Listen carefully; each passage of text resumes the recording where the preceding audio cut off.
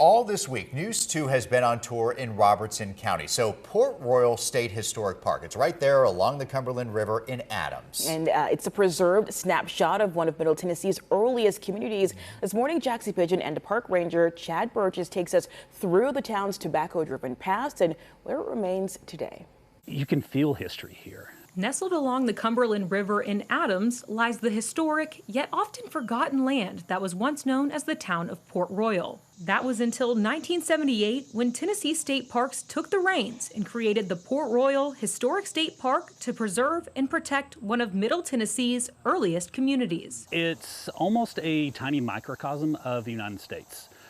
Everything that happens outside of this town, also happened here. It was tobacco that helped Port Royal rise to prominence, the town solidifying itself as an early commercial hub. It had the exclusive tobacco inspection point for most of Robertson and Montgomery counties. In 1799, Tennessee passed a law requiring all tobacco to be inspected, fork across state lines. Port Royal got one of those inspection points, which really helped the economy here.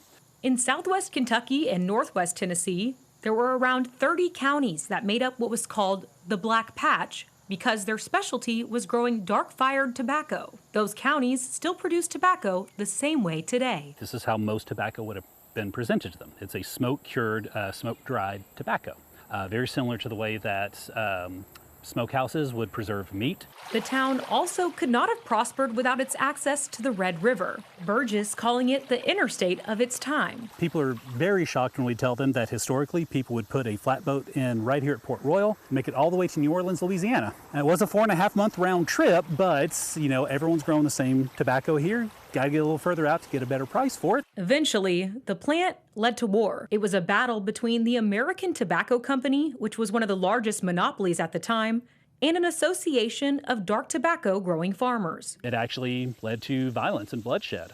Some of the members of the association felt that being nice wasn't working, so they decided to go out, at night with torches because it's dark, and it's really scary. Let's put hoods over our face too, and they started using terrorism tactics to encourage these people to not sell to American tobacco, when really all they're trying to do is feed their families.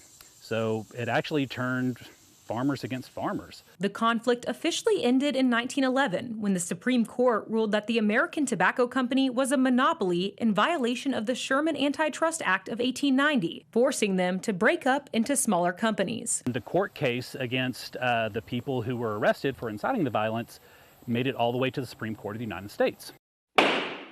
That court case is also being referenced today in the anti-monopoly cases against Google and Meta. This town, even though it's no longer here, it's still having an effect on the country. And that's just an abbreviated portion of the history there. There's still so much more, and Chad and Danny over there, those park rangers, give tours. So if anyone wants to experience for themselves, more than welcome to. It was a joy to be there. Yeah, it looks beautiful too, the property itself. It is beautiful. It is one of the smallest state parks, if not the smallest one in the state. So definitely easier to walk around, but still beautiful nonetheless. We love that, Jaxie. Thank you so much.